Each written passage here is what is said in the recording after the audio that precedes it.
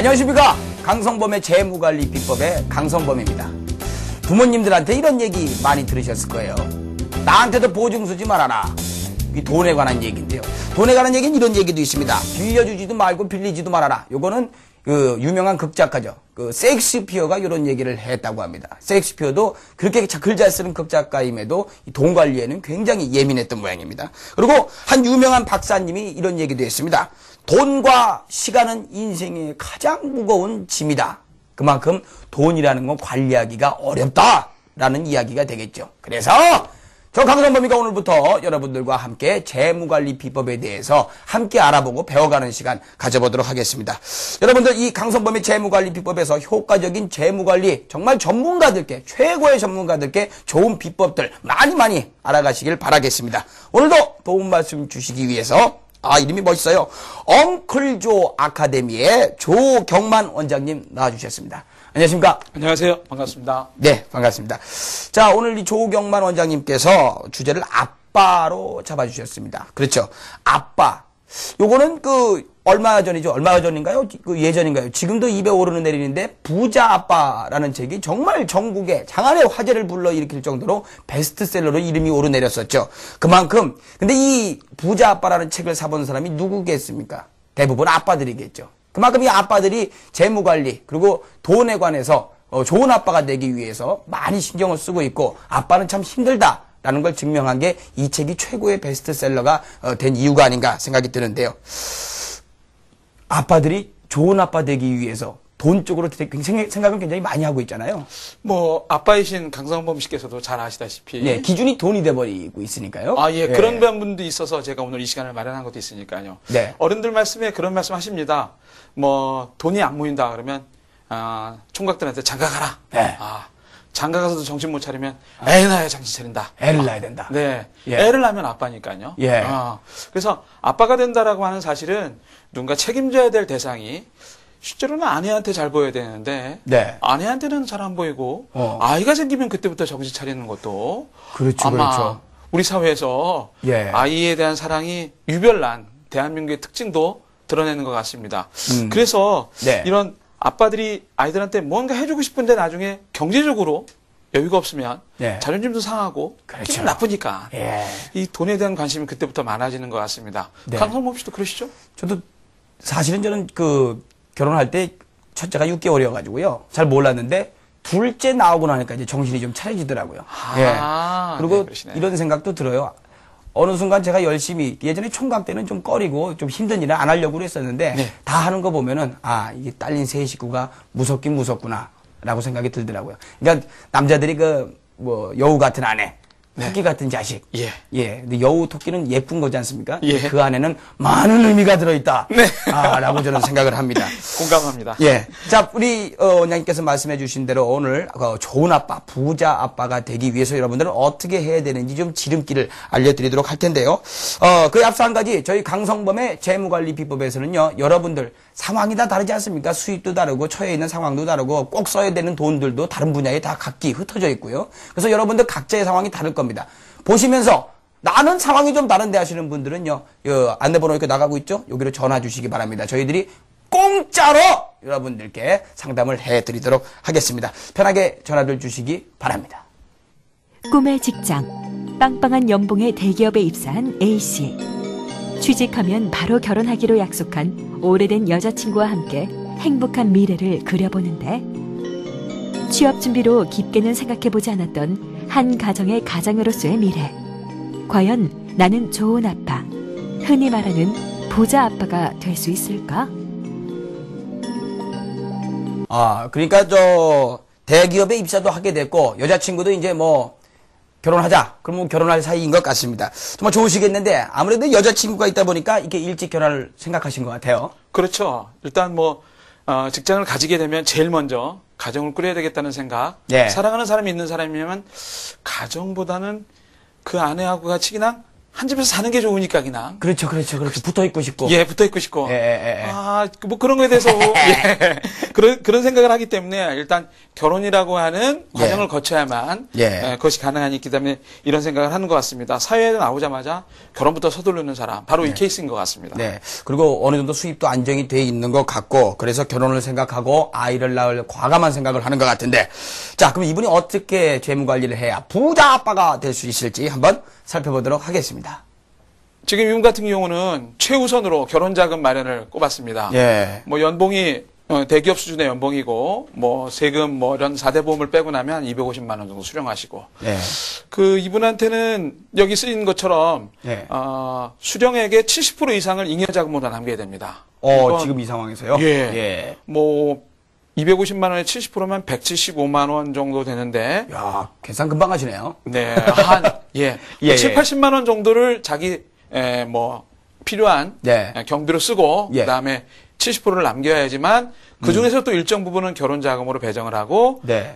나머지는 또 다른 필요한 용도에 쓰기 위해서 예. 이런 기본적인 계획을 하지 않으신다면 예. 3년 후에 적어도 4천만 원 정도를 마련해야지만 뭐 외곽에 전세든 뭐 이렇게 마련할 수 대출을 있는 끼든. 네. 할 수 있을 텐데 예, 예, 예. 이런 생각을 하지 않으신다면 뭐 꿈은 결혼이지만 네. 나중에 가서는 뭐 아무것도 없는 상황이 될 수도 있습니다. 결혼하면서부터 싸우게 되죠. 네. 이게 뭐냐, 이건 당신이 준비해야 됐었지 않냐, 뭐 이런 얘기들 하게 되고요. 그렇죠. 이걸 가지고 나를 네. 유혹했냐, 라는 말까지 나올 수 있으니까 준비를 철저하게 네. 하시기 위해서는 네. 이런 그 생각을 하시고 그다음에 나머지 40만 원 정도를 가지고 네. 뭐 집을 마련하기 위한 거, 보장성 보험, 종잣돈 마련을 위한 어떤 계획 이런 것들이 수반되면 더 좋을 것 같습니다. 네. 말씀해 주셨듯이, 사랑 가지고, 연애할 때는 사랑 가지고 결혼하는 거 아니야, 이런 생각들 하는데, 아닙니다. 예. 그리고 사랑만 가지고 결혼을 하는 경우도 있어요. 그러면 분명 뒤탈이 납니다. 예. 그러니까 남자분들께서는 어느 정도만큼은, 네. 예, 결혼 자금을 마련을 해 주시는 게 예의인 것도 싶어요. 그렇죠. 자, 그렇다면, 결혼을 앞두고 있는 20대 사회 초년생들이 재무 관리를 할 때, 가장 주의하거나 유의해야 될 점들은 어떤 게 있을까요? 예, 제가 조금 전에 말씀드렸듯이 예. 학교 다닐 땐 뭐 하고 싶은 게 굉장히 많았거든요. 예. 뭣도 사고 싶고 뭐 전자제품이나 예. 뭐 레저, 뭐 여행 이런 것들 굉장히 하고 싶었었는데 못한 이유가 경제적인 여력이 안 됐기 때문에 예. 한 달에 250만 원 정도가 통장에 찍힌다면 네. 그걸 가지고 이제 못하던 그 억눌렀던 소비를 다 하고 싶기 때문에 네. 이 과소비가 가장 큰 적이 됩니다. 그렇죠. 장비들 사고 막 그러다 네. 보면. 예. 예. 그래서 한 달, 두 달, 세 달 그렇게 하다 보면 습관이 돼가지고 다시 원래대로 돌이키고 싶어도 안 되는 경우가 많이 있기 때문에 네. 이분처럼 과소비의 꿈을 이루는 것보다는 네. 미래를 위해서 반드시 적정 부분의 잉여 자금을 남기는 것이 최우선. 예. 소비 관리가 제일 우선이라고 생각하고 싶습니다. 네. 그다음에 두 번째로는 네. 야, 내가 재테크를 잘하고 싶으니까 학교 때 배운 주식 뭐 이런 거 가지고 대박 수익을 노려야 되겠다. 뭐 아니면 너. 네, 이렇게 몰입하는 경우가 있는데 예. 그것도 조금 조심하셔야 될 부분이고 예. 나머지는 이제 뭐 학교 들어가면 뭐 이런저런 사람들이 그 직장 생활 시작했을 때부터 뭐 보험 뭐 이렇게 금융상품 세일즈라는 사람들이 많이 와가지고 예. 또 상품을 가입을 권유하게 되는데 그래서 얽히고 하면 결혼 자금을 마련해야 되는데 보험이라는 건 뭐 10년, 20년 그렇죠. 이렇게 예, 길어야 그렇죠. 되는 상품인데 이게 아. 맞지가 않는 경우가 있을 수 있습니다. 뭐 젊은 사람들한테는. 네. 예. 이런 정도만 유의하셔도 네. 아마 첫 단추를 잘 끼는. 예. 근데 그 아까 작성해 주신 계획서에 보니까 그 잉여 자금으로 40만 원을 마련을 해가지고 거기다가 청약 통장과 보장성 보험, 종잣돈 마련 자금을 해라라고 말씀해 주셨는데 이것도 쪼개야 되잖아요. 네, 그렇죠. 예. 잉여 자금의 한 70% 정도는 가장 눈앞에 있는 결혼 자금을 위해서 네. 준비를 하고 한 거고. 나머지 30% 정도인 예. 40만 원 정도는 네.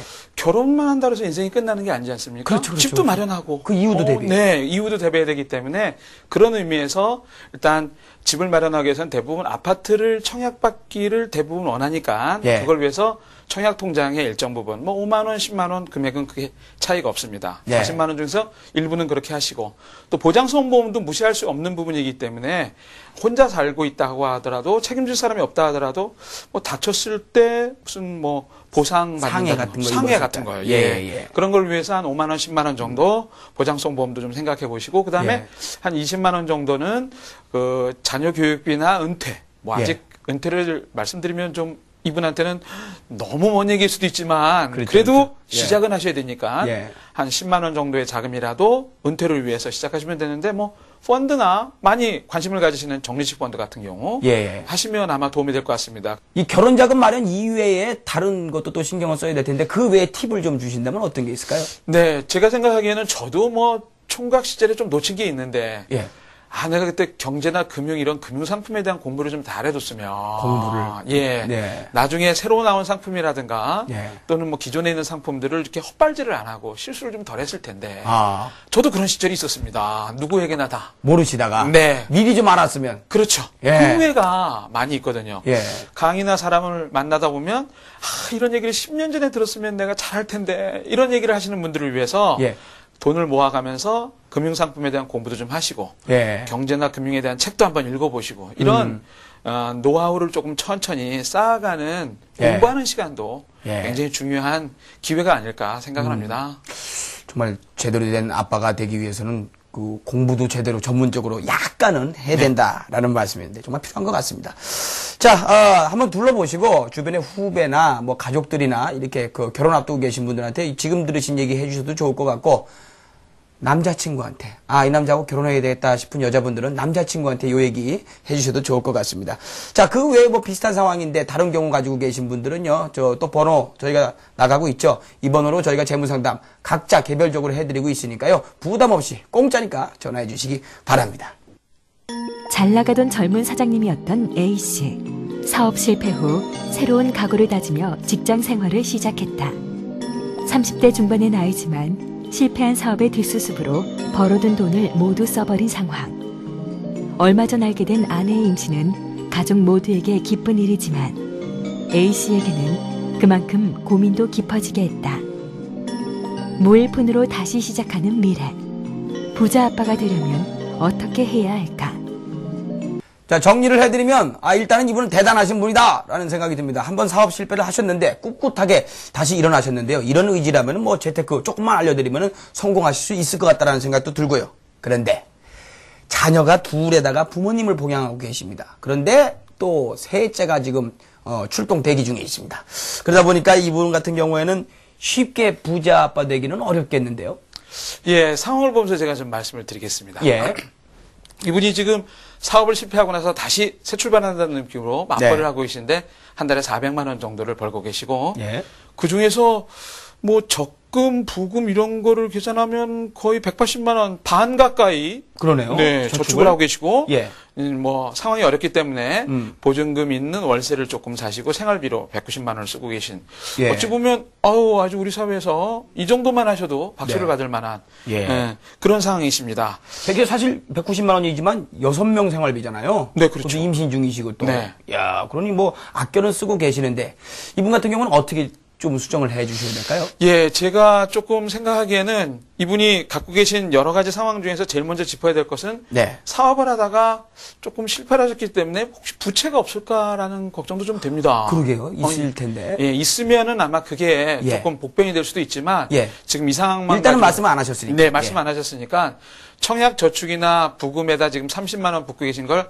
조금 줄여가지고 지금 네. 당장 뭐 청약 부금을 오래 하고 많이 붓는다 해서 집을 살 정도의 여유 자금이 있는 상황이 아니니까 예. 조금 오랜 기간 동안 모으신다고 생각을 하고 10만 원 정도로 줄이시고 네. 그다음에 청약 저축이 부금보다는 유리하거든요. 뭐 어떤 면에서요? 뭐 자기가 원하는 집을 사기 위해서 저축이란 제도는 예. 경쟁률이 조금 약합니다. 청약저축은요? 예. 경쟁률이 약해요? 예. 오. 그렇기 때문에 부금이나 예금보다는 예. 저축 쪽으로 선택을 하시라고 원하고 오. 그다음에 또 소득공제 혜택도 조금 받을 수 있습니다. 그래요? 청약 저축에 대해서 예. 불입하는 금액에 대해서 뭐 그런 측면도 그렇고 부금은 이자가 별로 없습니까? 이자가 있습니다. 이자가 있는데 저축이 낫다는 얘기시죠? 예, 저축이 내가 나중에 집을 구입할 때 네. 어떤 이런 부류별로 네. 청약의 규모별로 선택을 하게 되는데 저축의 부류에 들어가면 경쟁률이 약하기 때문에 예. 집을 구입할 수 있는 가능성이 더 높아진다는 부금보다요? 거예요. 예, 부금보다요. 그렇군요. 예, 뭐 이자는 거기서 거기서 거기고. 거기 정도입니다. 하긴 저거 이자 보고 넣는 분은 많지 않을 거예요. 많지 않습니다. 예, 예, 네. 예. 그래서 그런 의미에서 또 중복되는 항목에 지출이 있으면 조금 더 세이브할 수 있는 여력을 찾아서 190에서 좀 더. 한 달에 10만 원, 20만 원이라도 예. 찾으신다면 왜 그동안에 사업 실패로 시간을 놓치셨잖아요. 예. 그걸 커버하려면 시간을, 예. 노력을 좀 더 하셔야 된다는 얘기죠. 예. 자, 뭐 저분 같은 경우에는 한 번 사업 실패를 겪으셨기 때문에 더 조심스러우리라 생각이 드는데요. 3년 후에 내 집 마련을 생각하고 계시단 말입니다. 네. 이거 가능하겠습니까? 3년. 예. 제가 좀 이 상황을 보면서 예.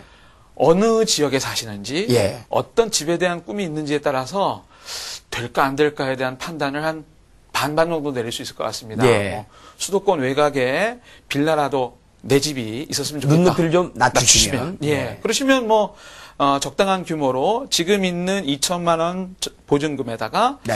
한 뭐 200만 원을 꾸준히 모으면 3년 만에 한 8천만 원 정도를 모을 수 있으니까요. 네. 그다음에 대출을 좀 받으면 네. 뭐 1억 몇천 정도짜리 집은 구입할 수가 있을 것 같습니다. 예. 그런데 그걸 권해야 될지 예. 아이 3명에 부양가족이 많은데 또 그 이후의 미래를 고민해야 될지는 예. 이분이 개인적으로 생각하는 어떤 가치관에 따라서 많은 영향을 받기 때문에 집에 대해서는 좀 다양한 방법을 좀 모색해 보시라고 말씀드리고 싶습니다. 예를 들면 쉬프트라든가 네. 보금자리라든가 뭐 이런 그렇죠, 정부에서 그렇죠. 혜택을 주는 예. 그런 조금 자기한테 유리한 조건의 상황들을 좀 찾으신다면 예. 구태여 내 돈으로 내 집 마련해야지라는 욕심을 네. 친구랑 비교해봐서 지지 않는 네. 이런 것들을 좀 버리시고 자존심 조금만 죽이시고. 예. 예. 예. 아까 말씀하신 그 부분이 맞는 것 같아요. 자기 상황에 맞게 부모님 봉양하고 아이가 셋이 되면 분명히 그 혜택을 받을 수 있는 부분이 있을 거거든요. 그렇죠. 그래서 공부가 필요하다. 네. 라는 말씀이신 것 같습니다. 자, 그렇다면 이렇게 열심히 살고 계시고 의지도 강한 분이신 것 같습니다. 그래도 이분 요거는 좀 주의해라, 조심해라 라고 좀 조언 주실 건 뭐가 있을까요? 예. 뭐 지금 지나간 시간을 회복하는 게 우선 급선무일 것 같습니다. 예. 아까 말씀드린 것처럼 부채가 만약에 어느 정도 규모인지에 따라서 네. 부채를 한 달에 100만 원씩 상환을 하더라도 한 3천만 원 부채면 거의 3년을 상환을 해야 되거든요. 거기에다 이자가 있고 생각하면 3년이라는 시간을 또 0을 만들기 위해서 고생을 하셔야 되는 거니까 네. 부채에 대한 관심을 굉장히 많이 기울이셔야 됩니다. 예를 들어서 지금 그 부채가 조금 이자를 많이 내는 부채라면 예. 저리의 부채로 좀 바꿀 수 있는 방법도 좀 찾으셔야 되고 공부하셔가지고. 예. 예. 그래서 부채에 대한 부담을 제일 먼저 떨어버린 다음에 예. 그다음에 지금 잉여 자금을 집을 마련하기 위해서 어떻게 배정을 할까, 예. 어떤 상품이 좋을까, 그 이후에 집에 대한 계획과 함께 준비를 하신다면 제가 보기에 충분히 가능성이 예. 그 어려운 상황도 일어나셨는데 뭐 집 정도야 뭐 예.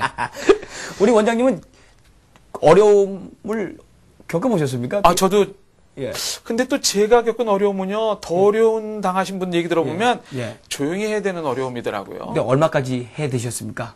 제가 뭐 지금도 어렵긴 하지만 아이, 무슨 겸손의 말씀을요. 예. 아무튼 나중에 술자리에서 듣기로 하고요. 자, 사업하다 보면 망하는 일 수두룩하죠. 그때마다 좌절하고, 지하철 쪽에 가서 거기서 패배자로 사시는 분들이 많이 계십니다. 하지만 오늘 두 번째 사례자 이분 같은 경우에는요, 그 의지만큼은 대한민국 최고라고 쳐드릴 수 있을 것 같습니다. 그리고 또 아이를 셋씩 이제 보시게 됐으니까 그 부분도 축하드리고요. 아무튼 열심히 하셔가지고 꼭 성공하시고, 혹시나 더 부족한 부분이 있으면은 저에게 따로 전화 주셔가지고, 추가 상담 받으시고요. 보시면서, 나도 이런 상황인데 하시는 분들은요, 저희가 무료로 상담해드리고 있으니까 여러분들 자유롭게 전화 주시기 바랍니다. 자, 다음 사례 보죠. 잘 나가는 회사의 부장님인 40대의 B씨. 남들은 부러워하지만 사실 본인에겐 현재의 위치가 마냥 좋지만은 않다. 잘난 부하 직원과 명예퇴직의 압박이라는 대한민국 중간 간부들의 스트레스에 그 역시도 짓눌리고 있는 것. 아무래도 4, 5년 후면 명예퇴직 대상일 듯 한데 퇴직 후 자녀들에게 계속해서 능력 있는 아빠로 남으려면 어떻게 해야 하는 걸까? 사실 부장님 하면서 대우는 좀 밑에 사람들한테 받는 것 같아도, 그래서 사실 위 사람들한테 얼마나 치이겠습니까? 아래에서는 치고 올라오고요. 그리고 이쯤 되면은 자녀들이 제일 문제입니다. 돈 먹는 기계가 되잖아요. 중고등학생, 대학생까지도 키우고들 계실 텐데요. 거기다가 돈이 많이 들어가는 데다가 또 40, 50대 부장님급이면은 또 요거 되기도 쉬운 나이가 아닌가. 그래서 굉장히 중요한 시기가 바로 40, 50대 직장인들인 것 같습니다. 자, 일단 이번에 재무관리 상태부터 한번 살펴보도록 하죠. 예. 수입이 330만 원이고요. 지출이 통신비 11만 원, 자녀교육비 49만 원, 차량유지비 10만 원, 아파트 관리비 25만 원, 경조사비 7만 원, 보험 50만 원에다가 대출 상환이자가 96만 원, 생활비 100만 원 이상이 들어가고요. 총 지출액이 348만 원이니까 초과가 돼버렸네요. 네. 버는 것보다 배보다 배꼽이 더 크네요. 네. 야, 이번 문제가 좀 있는 것 같은데. 자, 현황 어떻습니까? 여기서 어떻게 줄여야 되고 어떻게 관리를 좀 할까요? 글쎄요, 뭐 수입도 조금 40대 연령에 비해서 상황을 직행해 나가기 좀 힘든 상황인 것도 있지만 제일 눈에 많이 띄는 것이 잠깐만요. 그 40, 50대 직장인들의 그 안정적인 수입은 얼마 정도로 보고 계세요? 글쎄요. 원장님은? 우리나라에서 평균 연봉으로 치면 예. 이렇게 자녀 중고등학교 다니는 자녀가 있으면 한 400만 원 이상은 예. 돼야 되는 구조인 것 같은데 좀 가계소득이 좀 적다라는 생각이 듭니다. 적죠. 그런데도 이제 지출이 더 많으니까 뭔가를 줄여야 될 텐데 지출 좀 체크해 주시죠. 다른 것들은 뭐 그렇게 눈에 안 띄는데 예. 대출 상환이자 96만 원. 저게 이제 조금 대출을 얼만큼 가지고 있다는 건가? 라고 생각을 해보면 예. 상당히 어기상인 부담이잖아요. 거잖아요, 지금요. 네, 그렇습니다. 예. 요새 금리 수준으로 비춰봐도 대체적으로 한 2억 가까운 정도의 부채가 있다는 얘기인데요. 예. 그렇기 때문에 그것을 먼저 조정하지 않으면 다른 쪽에서는 예. 딱히 뭐 중고등학교 자녀에게 49만 원 정도 교육비, 예. 차량 유지비 10만 원, 뭐 아파트 관리비 뭐 이런 것들은 다 어찌 보면 많이 그게 쓰시는 건 아닌 것 같아요. 것 같은데 예. 저 대출 상환 이자가 상당히 큰 비중을 차지하고 예. 수입이 좀 적다라는 것. 제가 지적하고 싶은 거는 일단 예. 조금 문제를. 대출 상환이자만 없으면은 달에 한 80만 원은 여유 자금이 생기는데. 그렇죠. 야, 이거 아쉬운 경우네요. 자, 그렇습니다.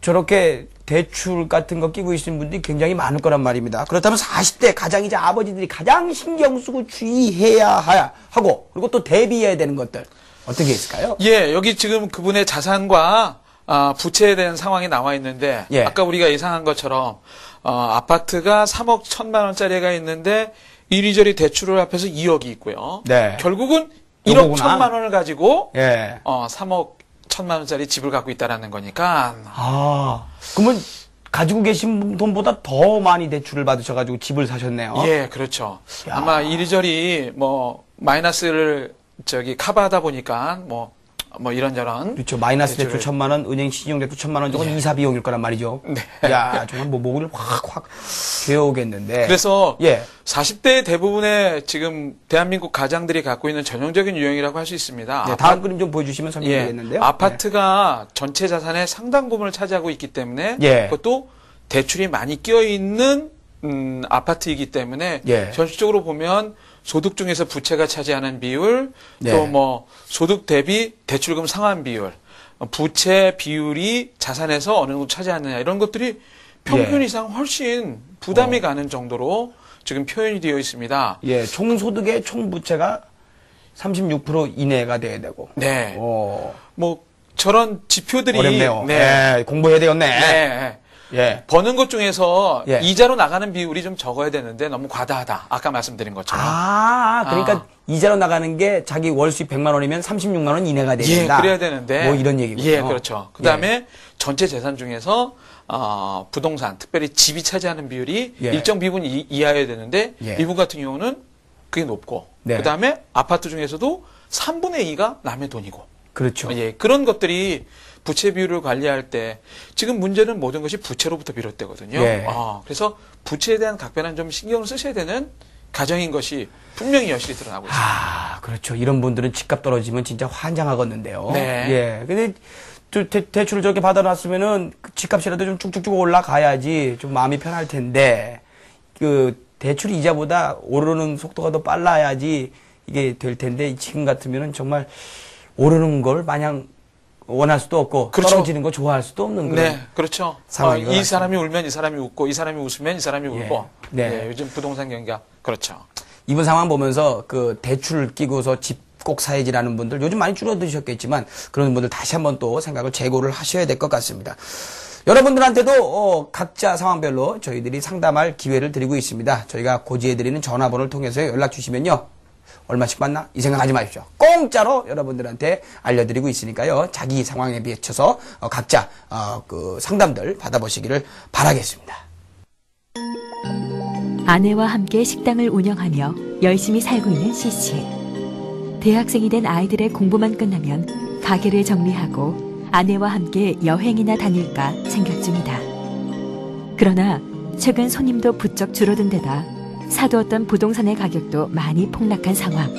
이러다 자녀들에게 손 벌리게 되지는 않을지. 능력 있는 부자 아빠로 노후를 보내려면 어떻게 해야 할까? 수입이 매월 식당을 해가지고 600만 원을 벌고 계십니다. 지출을 보면은요, 생활비 180만 원, 자녀교육비 220만 원, 기타 보험 및 연금에 100만 원이 나가고 있고요. 정기적금으로 50만 원, 그 외 잔액이 사유입출금 통장에서 총 지출액이 550만 원. 간당간당하시네요. 네, 그렇죠. 보면은 뭐 소득도 괜찮은데 일단 아이들이 뭐 대학을 다닐 정도가 됐기 때문에 교육비가 일단 많이 들어가고 평균적으로 220만 원. 뭐 네, 생활비도 뭐 연령에 맞게 그 정도는 써야 될 것 같은 생각이 들고 이런 생각을 하면 벌기는 버는데 그만큼 잉여 자금이 충분치 않기 때문에 아마 갖고 있는 부동산의 하락과 함께 고민을 하시는 것 같습니다. 네. 자, 근데 이분이 보유 자산이 좀 되시는 것 같아요. 좀 주거용 주택이 4억 원. 저축은행 예금이 1억 2천만 원, 비사업용 토지 3억 원, 운영 중인 사업장, 그 아까 식당 600만 원씩 벌어주는 식당이 5억 원짜리라고 하는데요. 이분은 많이 벌어놓으셨네요. 네. 네. 남들이 볼 때 이런 정도의 자산을 가지고 그 걱정을 한다 그러면 조금 이상한 사람. 배부른 소리다. 네, 그렇습니다. 그 얘기입니다. 그래서 저는 개인적으로 아니, 왜 은퇴라는 문제를 본인 스스로 생각해 보면 충분히 괜찮다. 자산의 내용만 조금 바꿔가지고 본격적인 은퇴 준비를 하시면 금액을 합해보면 13억 2천이거든요. 근데 이분 같은 경우에는 제가 보니까 그 갖고만 계시고 어떻게 활용할지를 모르시는 그런 분 같은데. 정확히 짚으셨습니다. 그렇죠. 네. 이제 저도 이제 말씀 나누다 보니까 슬슬 반전문가가 돼가는 느낌이에요. 자, 어떻게 이분 관리하기도 쉽고 같고 좀만 생각을 들면 많이 버실 것 같은데 어떻게? 이분 같은 경우는 자산의 규모가 충분하죠. 13억 2천이기 때문에. 부럽네요. 네. 단지 내용이 조금 부동산 중심으로 돼 있다는 거하고 아까 말씀하신 것처럼 수익성이 별로 없는. 그렇죠. 비사업용 토지는 뭐예요? 묵힌 땅 아니에요? 어디다가 그냥 잘 모르는 곳에다 그냥 묵어놔. 그냥 마음만 편한 땅. 네. 보면 기분 좋은 땅. 맞아요. 보면 기분 좋은 땅. 지나가면서 저기 내 땅이다. 내 땅이야. 많습니다. 우리 사회. 평당 막 1,000원 가고 막. 뭐 그렇게 좀 생각 없이 뭐 의도는 있었겠지만 조금 관리가 조금 미흡한 정도의 자산이기 때문에 저걸 은퇴를 앞으로 한 5년 정도 남겨두시면 좀 수익이 가능하고 은퇴 준비를 본격적으로 하기 위한 것으로 좀 리모델링이 좀 필요한 그런 부분입니다.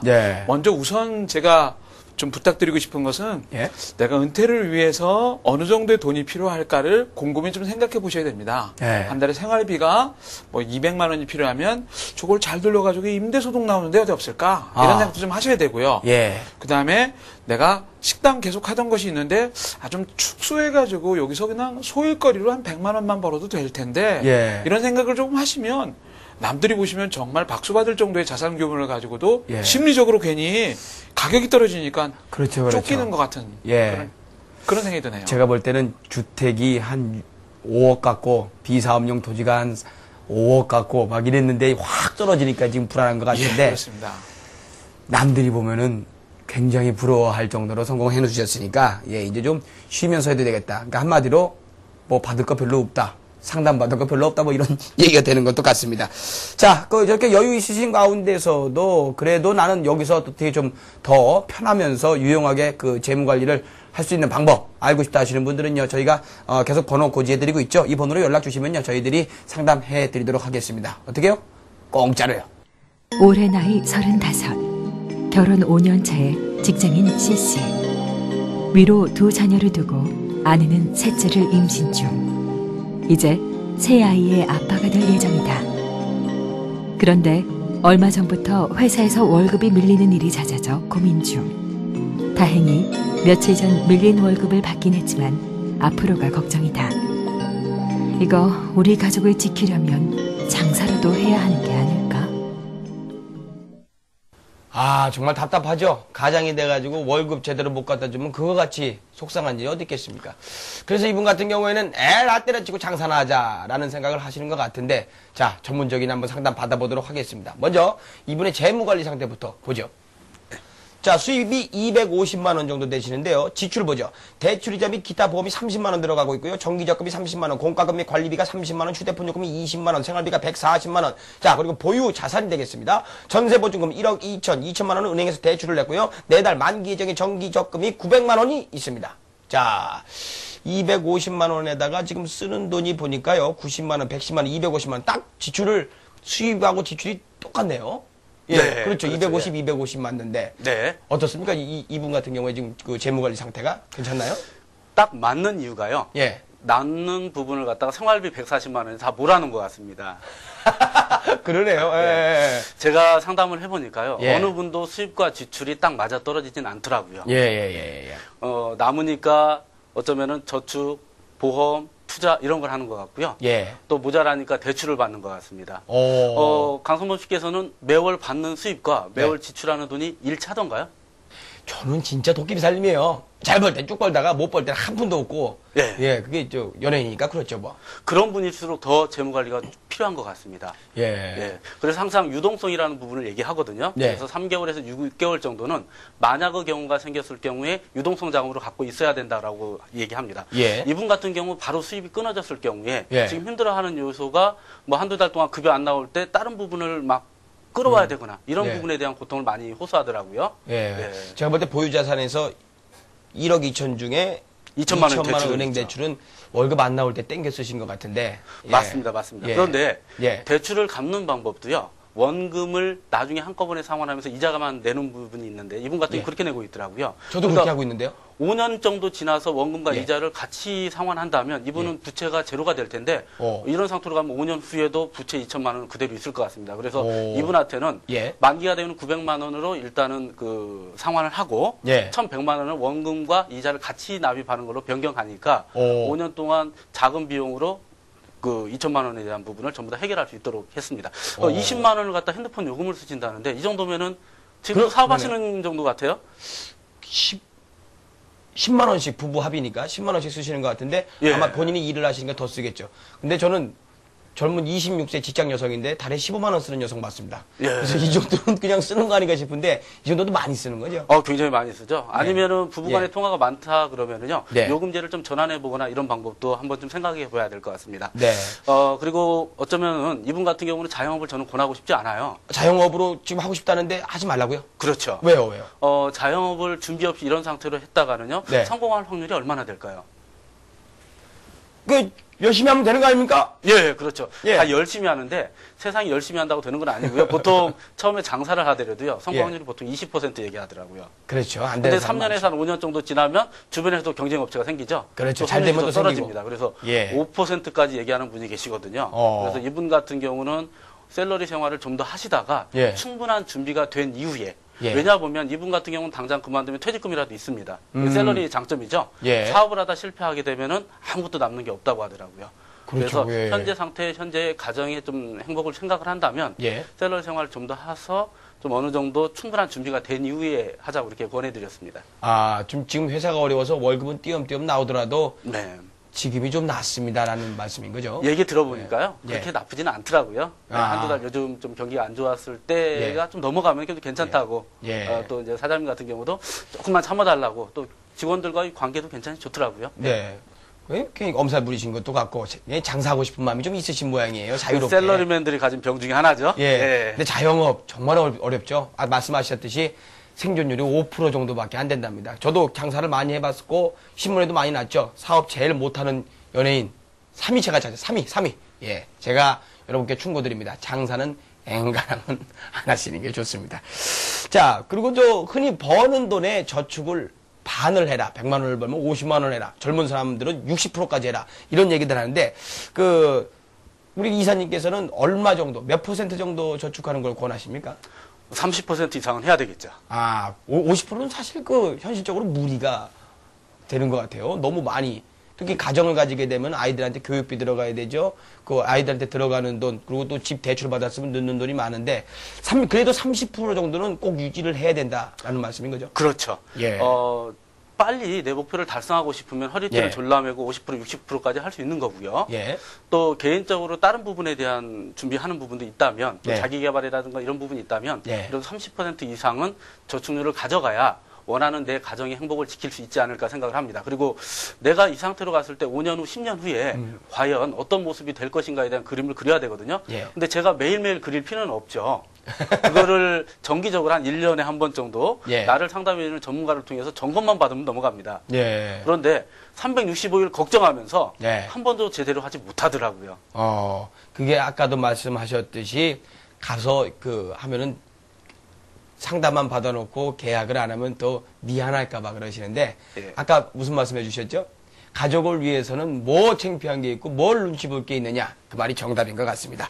곧 정년 퇴임을 앞두고 있는 60대 초반의 맞벌이 부부. 남부럽지 않게 공부시켜 키운 자녀들은 이제 결혼을 앞두고 있다. 하지만 대학의 대학원까지 자녀들을 공부시키느라 정작 부부의 노후 준비는 부실한 상황. 올 가을 코앞으로 다가온 은퇴. 이제야 아내는 덜컥 걱정이 되기 시작하는데 현 상황에서의 해결책은 무엇일까? 자, 이제 점점 연령대가 높아가고 있습니다. 이제 60대 부부의 이야기인데요. 평생 맞벌이 하면서 자녀들 교육시키고 뒷바라지 하시느라 이제 본인들은 무일푼이 되셨습니다. 전형적인 대한민국의 부모님들이신데요. 자, 근데 중요한 건 이제 며칠 있으면 정년 퇴임이란 말이죠. 요새는 환갑은 잘 챙기진 않지만, 워낙 연령대가 높아져가지고요. 그래도 좀 답답하신 마음은 있으실 것 같습니다. 지금부터는 이제 일을 못하실 상황이니까요. 자, 그렇다면 이 부부가 얼마나 노후 준비를 잘 하셨는지 한번 먼저 보죠. 수입과 지출 전화 보겠습니다. 수입. 현재입니다. 맞벌이 소득 450만원, 6개월 내 퇴직 예정입니다. 그 이후로는 돈이 안 벌리겠죠. 퇴직 후에 예상 수입, 그리고 개인, 다시 하겠습니다. 수입 지출 전환 보겠습니다. 수입이 맞벌이 소득 450만원, 근데 6개월 내에 퇴직 예정입니다. 퇴직금은요, 이미 그 애들 때문에 중간 정산 받아가지고 사용을 하셨고요. 퇴직 후에 예상 수입은 개인연금하고 국민연금을 포함해가지고 자그마치 20만원입니다. 지출 보죠. 아파트 관리비 50만원, 연금 및 보험료 50만원, 세금 및 기타 생활비가 200만원, 아파트 대출금 상환비 100만원, 총 지출액이 400만원. 지금은 버티고 계시는데 이제 중요한 건 6개월 후에는 끝이란 얘기죠. 예. 중요한 건 저는 은퇴를 하신다고 그래가지고, 오랜 직장 생활을 하셨으니까 굉장히 퇴직금이 많겠다라고 생각을 했는데, 네. 제가 보니까 애들 집 해주고 결혼자금 내주고 그러느라고 그걸 이미 땡겨서 쓰셨단 말이죠. 예. 어떻게 해야 되겠습니까? 걱정입니다. 450만 원이 필요하던 분이 갑자기 20만 원으로 들어오는 돈이 줄어든다면, 어떻게 해야 될까요? 어떻게 해야 될까 고민이 좀 되네요. 예. 먼저 이런 고민을 예. 하셔야 될 것 같습니다. 과연 내가 지금처럼 저렇게 아파트 관리비가 나오고 세금 생활비가 많이 들어가는 지금 지역에서 계속 살면서 예. 이게 답이 나올까를 먼저 고민하셔야 될 것 같습니다. 안 나올 것 같아요. 예.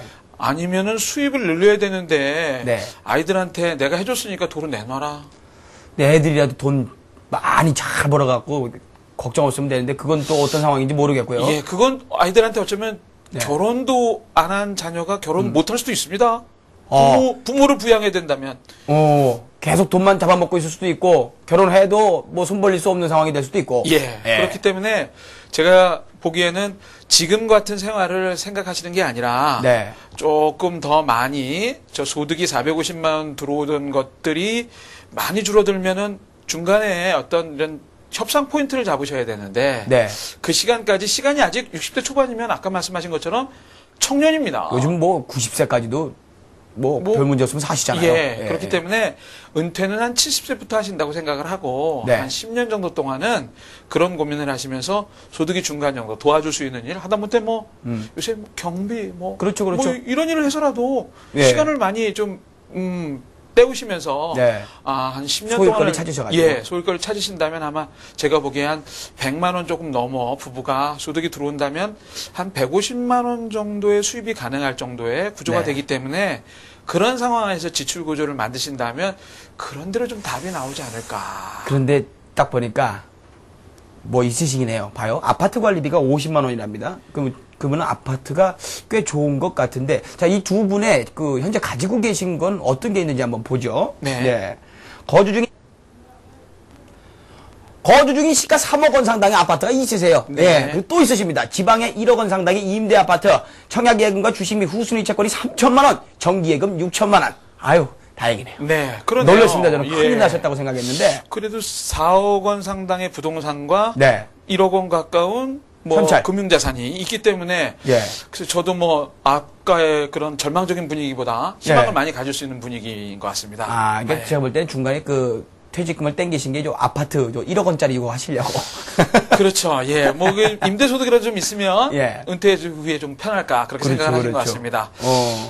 자, 이분들 같은 경우에는 지금 총 자산이 4억 원에다가 5억 원 정도의 자산을 가지고 계신데, 예. 아까 말씀하셨듯이 좀 이렇게 한적한 데로 내려가셔서 사시는 것도 방법이다. 아파트 관리 50만 원 들어가니까. 예. 그런 의미에서는 요 지방에 사던 1억짜리 아파트에 직접 들어가 사시는 것도 괜찮지 않을까? 예, 저는 뭐 고향이 어디신지 또 네. 평상시에 나는 사람이 많은 도시가 좋아 아니면 이제 은퇴 이후에는 한적한 곳에 살고 싶어 이건 사람마다 굉장히 다른 생각이기 때문에 예. 먼저 그것이 영향을 많이 줄 거라고 생각합니다. 그죠. 쫓기듯이 내려가면 안 되잖아요. 그렇죠. 예. 그런 생각이 있어서 지방에 사는 아파트가 있을 수도 있고요. 그럴 수도 있죠. 예, 그러니까 지방에 1억짜리면 괜찮거든요. 괜찮습니다. 예. 그래서 만약에 그렇다면 저 3억 원과 뭐 잉여자금 한 1억 원 가까운 금융자산은 네. 적지 않은 은퇴 자금의 기반이 되기 때문에 예. 나름대로 굉장히 준비를 그런 대로 해놨다고 생각이 들기 때문에 네. 뭐 걱정하지 않으셔도 될 것 같고 도시에서 계속 사신다고 생각한다면 결국 3억 원 아파트에 살아야 되는데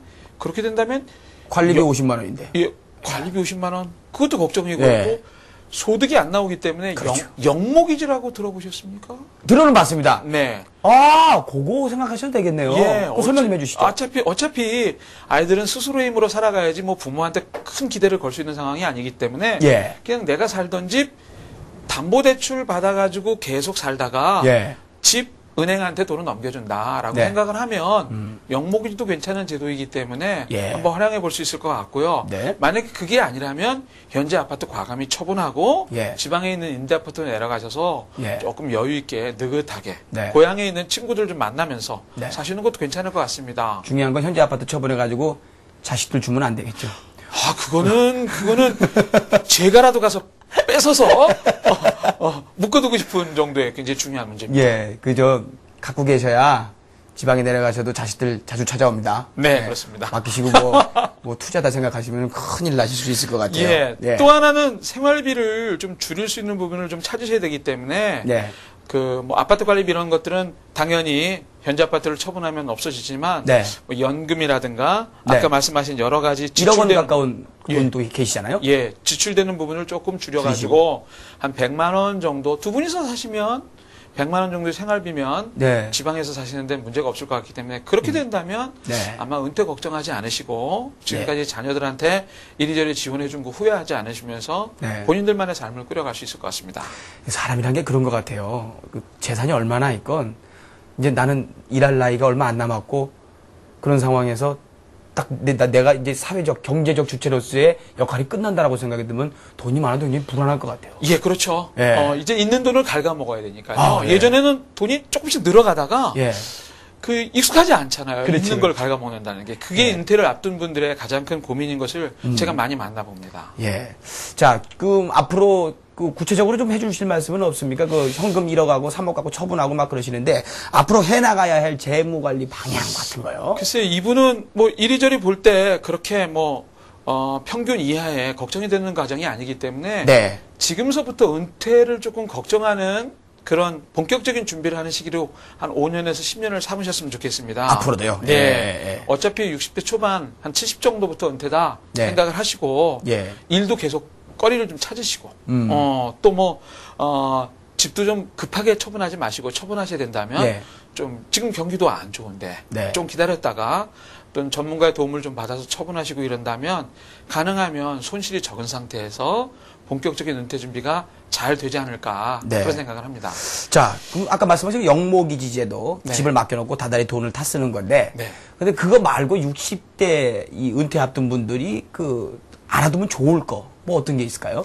글쎄요, 이분이 갖고 있는 금융자산이 조금 있는데, 네. 이 금융자산을 은퇴를 시작할 때, 내가 이게 10년만 받았으면 좋겠다, 20년만 받았으면 좋겠다, 이렇게 생각하시는 분들도 있습니다. 근데 예. 10년을 건강하게 살았는데 돈이 더 이상 안 나오면 걱정이 되니까, 이제 자기가 살아생전에 쭉 언제까지일지 모르지만 지속적으로 연금을 받는 것도 중요하기 때문에 네. 연금을 받는 제도 중에 종신연금이라는 제도가 있습니다. 종신연금이요? 예. 예. 그러니까 20년 동안 받았는데 20년 후에도 계속 살면 네. 나는 돈이 안 나오거든요. 그렇죠. 그러니까 내 배우자를 중심으로 예. 여성분을 중심으로 여성이 평균 수명이 기니까. 길죠. 한 7년 길다고. 예. 그러니까 여성 90세까지 산다고 가정을 하고 예. 오랜 동안 받을 수 있는 연금 제도 같은 것도 한번 네. 살펴보시는 것도 굉장히 좋은. 그럴 것 같아요. 뭐 20년 이상 살겠어? 하고 딱 받기 시작했는데 19년째 됐는데 아무 문제가 없어. 그럼 그거 참 황당할 것 같습니다. 예.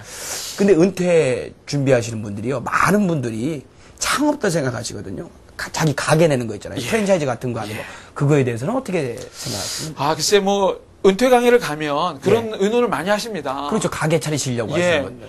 그동안 명함을 괜찮게 가지고 있다가 예. 이제는 실업자가 될 수도 있는 그런 거보다는 예. 뭐 이렇게 일터가 있으면서 사장수 소리 듣고 싶어서 하시는 예. 분들이 많이 있는데 예. 저는 그런 분들한테 조금 조심스럽게 만약에 하시고 싶으면 예. 직장 생활 하시다가 갑자기 사업을 하시는 건 어려우니까 1, 2년 정도는 남의 밑에 친구 집에 가서 예. 거기를 도와주면서 약간의 월급을 받으면서 배워라. 예. 그래야 나중에 마지막 최후의 보루인 은퇴 자산을 건드리지 않고도 네. 실패할 확률이 적어지니까 그렇게 좀 하라고 말씀을 드려요. 네. 은퇴 자산 남은 거 뭐 1억 가지고 창업했다가 그것마저 전부 갖고 하면 안 된다. 그죠? 그렇죠. 예. 그러고 나면 정말 기댈 데가 없거든요. 그렇죠. 예. 좀 주변에 정말 안타깝게도 그런 경우를 당하셔가지고 극단적인 선택을 하신 분들 제가 봤거든요. 그래서 예. 말씀하신 대로 정말 은퇴자 자금 갖다 다 쏟아부어갖고 하시면은 나중에 기댈 데가 없으니까 그건 좀 전문가한테 정말 도움을 좀 받으셔야 될 것 같아요. 그렇습니다. 예. 저 같은 경우에는 궁금한 게 있었는데요.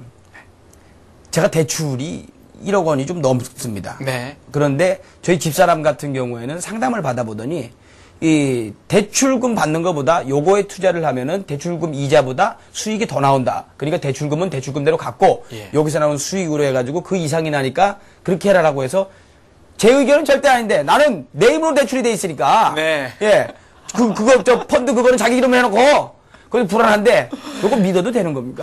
글쎄 우리 사회에서 아까 제가 20대 재테크를 말씀드릴 때 그런 말씀을 좀 드렸는데 예, 아까 잠깐 말씀하셨어요.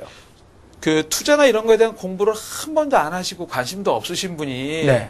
어느 날 갑자기 그런 얘기를 듣고 투자가 저축보다 대출 이자보다는 이득이야. 예. 이런 결정을 하시는 거는 저는 조금 말리고 싶습니다. 아, 그래요? 예, 공부를 조금 하셔서 예. 그냥 투자에 대한 경험이 좀 있으신 분들이 그런 결정을 하시는 거는 네. 좋습니다. 어. 어떤 분들은 기회다. 그러신 분들은 담보대출 받아서 일부러 네. 이자낼 각오라고 투자를 하시는 분들도 있는데 네. 보통 분들은 사실 쉽지 않은 결정이거든요. 전문가 아니면요. 예, 그래서 전문가가 도와주든지 아니면은 자기가 스스로 공부를 해서 어느 정도 수준에 올라오신 분들이 네. 돈의 일부를 가지고 하시는 거는 예. 권할만 합니다. 그런데 뭐 부인께서 네. 상당히 많은 경험과 노하우가 중요한 건 저희 집사람이 잘하는 게 아니고요. 제가 뭘 하면 안 되니까. 저는 뭐만 손대면 네. 예, 그렇습니다. 그래서 저는 이 시간이 더욱더 소중하게 느껴지고요. 예. 선생님들이 더욱더 부럽습니다. 예, 그러시군요. 예. 선생님은 어떻게 만약에 100만 원을 버신다. 네. 그러시면 수익이 어느 정도 나세요? 어떻게 투자를 하고 계세요? 저는 제가 증권사 쪽에 있었던 적이 있었고, 예. 특별히 이게 펀드를 하는 투자 신탁에 조금 근무를 했었기 때문에, 예. 그 상품을 오랜 동안 제가 전문가시니까. 예, 고객들도 그렇고 저도 경험을 했기 때문에 예. 은행 이자 한 2배 정도에서 3배 정도 되는 게. 예. 뭐 저도 뭐 이렇게 대박을 내거나 그런 것은 원래 대박 난 사람은 쪽박대요. 네. 크게 먹은 사람은 크게 잃거든요. 예, 2번 이익 봤다고 한 번 승부를 걸었다가 거기서 네. 아주 날아가면 예. 예, 아주 그냥 눈빛 보니까 지금 한번 시원하게 드러내셨군요. 그 뒤로는 또 조심하시는 예. 거예요. 그래서 뭐 나이도 있다 보니까 이제 예. 그런 거는 좀 피해야 될 것 같고 네. 은행 이자가 3%라면 한 10% 정도 기대 수익률을 바라본다면 네. 위험도 많이 안지 않으면 되기 때문에 예. 제일 무난한 방법 같습니다. 그렇죠. 그 인생 경험이 많은 사람한테 조언을 구하라라는 얘기가 있잖아요. 맨날 승승장구만 하는 사람한테 이야기를 들으면은 그 사람 같이 될 것 같은데 그 승승장구하던 사람들은 실패를 모른단 말이죠. 그렇기 때문에 그런 분들보다는 정말 그 조언을 받을 때는 실패도 많이 해보고 성공도 해보고 해본 결과 이렇더라라고 이야기하는 사람들의 말을 또 존중하는 게 맞을 것 같습니다. 그런 분이 또 조원장님이신 것도 같고요. 예. 자, 오늘 말씀 잘 들었고요. 보시면서 나의 경우는 좀 특수한데 조금 다른데 나는 어떤가 궁금하신 분들 많이 계실 거예요. 저희들이 말씀 계속 드렸죠. 저희가 전화번호 고지해 드리고 있으니까 이 번호로 전화 주시면요. 무료로 맞춤 상담을 받아보실 수 있으니까 저희가 연결을 해 드릴 테니까요. 많이 이용해 주시기 바랍니다. 자, 오늘 말씀 너무너무 잘 들었습니다. 조 원장님. 고맙습니다. 고맙습니다. 시작할 때 말씀을 드렸죠. 대한민국 수많은 아빠들의 눈을 번쩍 뜨이게 했던 부자 아빠. 요거에 관련된 베스트셀러들을 보면은요. 요런 이야기들이 나옵니다. 세상 사람들을 두 부류로 본다면은 돈을 위해 일하는 사람과 돈이 자신을 위해 일하도록 만드는 사람이 있다. 이렇게 이야기도 하고요. 이런 얘기를 갖다가 얼마나 돈을 잘 관리하느냐에 따라서 돈의 노예가 되기도 하고 돈을 부리기도 한다. 이런 거죠. 아까 말씀하셨지만 공부하는 게 제일 중요한 것 같습니다. 남의 얘기 너무 맹신하지 마시고요. 자, 여러분들과 함께 같이 공부해 나가는 시간입니다. 강성범의 재무관리 비법. 다음 시간에 또 여러분들 찾아뵙도록 하겠습니다. 여러분 오늘 봐주셔서 고맙습니다. 계속 이 자리에 지금 앉아 계시는 분들은요. 좋은 아빠 될 거고 행복한 가정 꾸리실 겁니다. 고맙습니다.